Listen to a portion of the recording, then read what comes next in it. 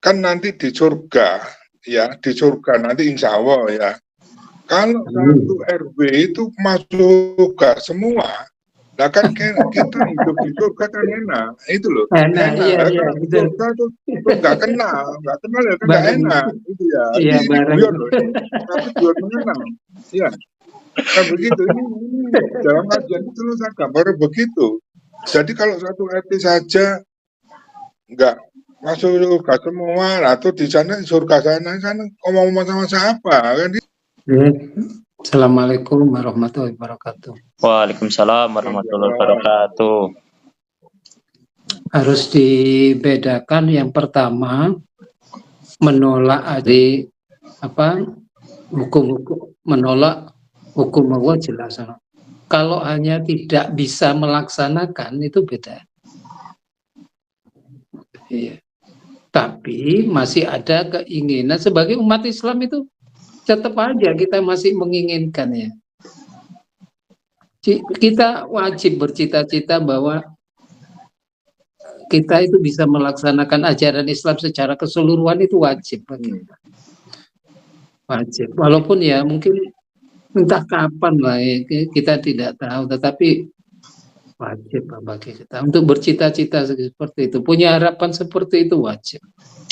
Ya. Ya. Jadi itu harus dibedakan.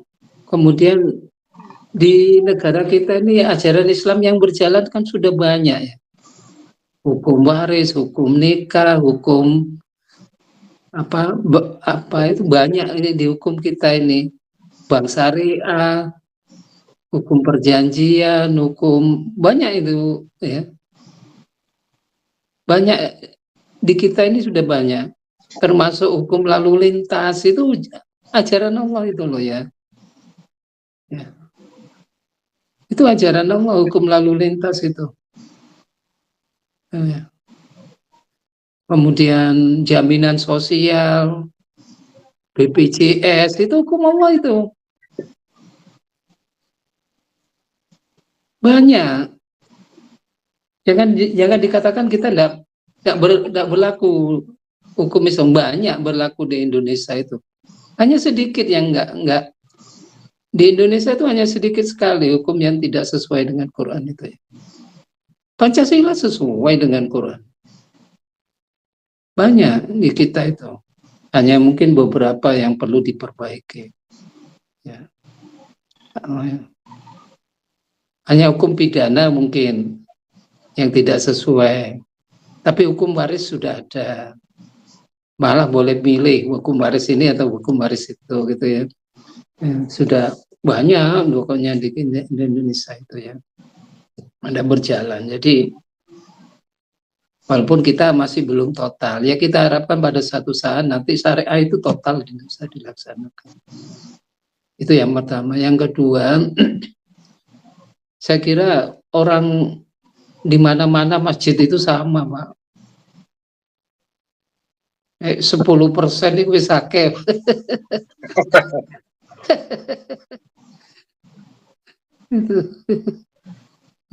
Itu 10% udah banyak.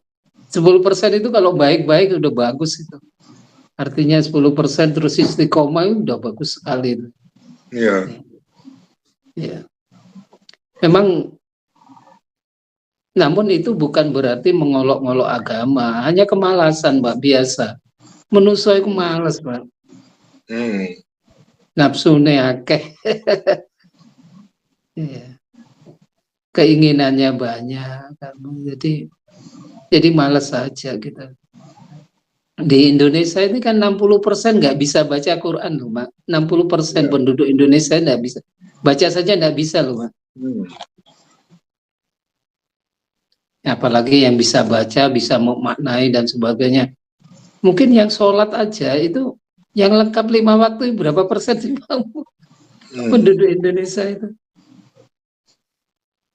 Yang sholat lengkap 5 waktu katakan. Ya kita bisa lihat di kampung kita itu kan banyak tetangga-tetangga kita yang tidak sholat atau sholat sekedarnya tapi nggak lengkap 5 waktu. Banyak tetangga saya ya banyak itu ya begitu. Ya.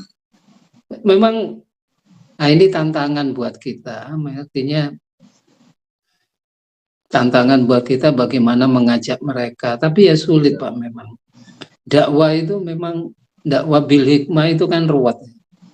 Mengajari mereka. Gitu. Ya. Ada lagi yang paling penting ya, kita itu kadang-kadang maunya kita begitu, tapi kita itu tidak bisa memberi petunjuk. Yang beri petunjuk Allah. Kita hanya berusaha untuk mengajak mereka. Kata dalam Al-Quran itu kan dikatakan apa? Man la tahdi Allahu yakdi gitu. Muhammad, kamu tidak bisa memberi petunjuk. Nabi Muhammad aja tidak bisa memberi petunjuk. Aku yang memberi petunjuk, kata. Itu Nabi Muhammad. Nabi Muhammad yang hebatnya seperti itu, dermawannya seperti itu apalagi kita. Jadi memang kita harus perlu kesabaran, ketekunan untuk mengajak mereka. Kita berkorban dan sebagainya. Tapi banyak begini, Pak. Coba kelola masjidnya seperti Masjid Joko Karian, kan banyak sekarang masjid yang bagus-bagus ya. Yang sudah berhasil dengan bagus itu. Manajemennya bagus. Seperti masjid apa itu lagi, kapal apa itu bagus sekali. Nah, itu perlu ditiru dalam pengelolaan masjid, dalam supaya masjid kita ramai. Saya kira itu yang bisa kita sampaikan ya. Hingga kita sabar aja supaya kita terus berjuang. Dan ini adalah ladang dakwah buat kita. Kita bersyukur bahwa kita itu bisa istiqomah di masjid. Ya, berarti kita orang pilihan yang memang ditugaskan oleh Allah untuk mengajak mereka. Semoga kita bisa istiqomah terus untuk sehingga kita ini nanti sampai akhir hayat kita itu mati dalam dakwah gitu.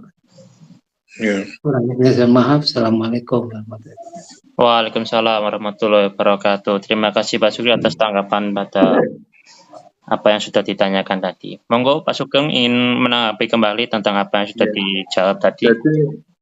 Jadi begini, ya kita tetap berjuang, oke? Tapi sekarang perlu kita tahu kira-kira kiat-kiat apa yang efektif.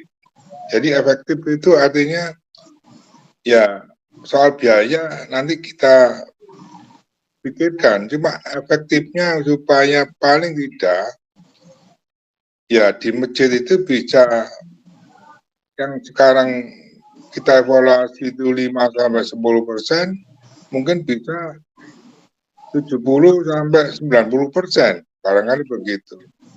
Jadi kiat-kiatnya aja. Ini dari saya ya, mungkin bapak-bapak bisa punya ide lain. Saya itu kepingin di setiap perempatan itu ada papan pengumuman yang notabene yang itu khusus untuk istilahnya kita syiar, gitu ya, syiar agama Islam. Nah nanti materinya yang ditempelkan di pengumuman itu apa? Nah, ini nanti kita pikirkan mungkin di dalam forum ini bisa ada saran. Kalau di perempatan atau pernikahan ada papan pengumuman yang bagus, ya, kemudian ada tablet-tablet Islam, kemudian ada juga, ya, apalah, yang penting ini menggugah bapak dan ibu-ibu supaya bisa aktif memakmurkan masjid. Gitu. Ya ini salah satu, barangkali nanti kalau kita berhasil, ya ini bisa ditiru di daerah-daerah lain yang notabene memang sulit untuk mengajak mereka sulit. Bukan berarti terus kita mendiamkan. Jadi gambarnya begini, kan nanti di surga, ya di surga nanti insya Allah ya. Kalau satu RW itu masuk surga semua, nah kan kita hidup di surga kan enak, itu loh. Enak. Iya, surga tuh nggak kenal ya kan nggak enak, itu ya. Iya, guyon loh. Tapi guyon mengenal, ya. Kan begitu ini dalam kajian itu saya gambar begitu. Jadi kalau satu RT saja nggak masuk surga semua, atau di sana surga sana ngomong sama siapa kan dia begitu. Kan jadi hidup sendirian, padahal di surga sana itu gambarannya kita nanti hidup bersama keluarga, juga sama anggota-anggota yang lain saling damai. Ya, surga sana Mas Sugeng. sebetulnya damai itu. Oke, terima kasih. Assalamualaikum warahmatullahi wabarakatuh. Waalaikumsalam warahmatullahi wabarakatuh. Oke. Monggo lanjut tanggapi kembali ini menarik ini. Karena saya sangat pikir juga kan, Mas. Memang yang penting itu pelayanan, Pak Sugeng. Nggih. Terus aktivitas di masjid itu. Kalau masjid kami biasanya untuk anak-anak kecil kami membuka pelatihan silat itu. Untuk anak-anak kecil, jadi ada pelatih silatnya itu, jadi rame kalau hari apa itu rame itu anak-anak kecil rame silat. Kemudian untuk anak-anak muda mungkin kita beri wifi supaya ada teh hangat gitu, sehingga anak-anak orang-orang terutama untuk karena masjid kami di pinggir jalan itu kami biasanya menyediakan apa itu untuk musafir. Ya teh, ya gitu. Kadang-kadang kalau setelah Jumatan itu makan atau apa gitu. Sehingga kalau Jumat itu rame ya, rame. Nah itu pelayanan-pelayanan yang seperti itu harus dimaksimalkan sekarang. Dimaksimalkan. Artinya masjid ramah istilahnya. Ya, ini Pak, ini bagian pendidikan ini. Masjid ramah. Itu dibuat ramah gitu.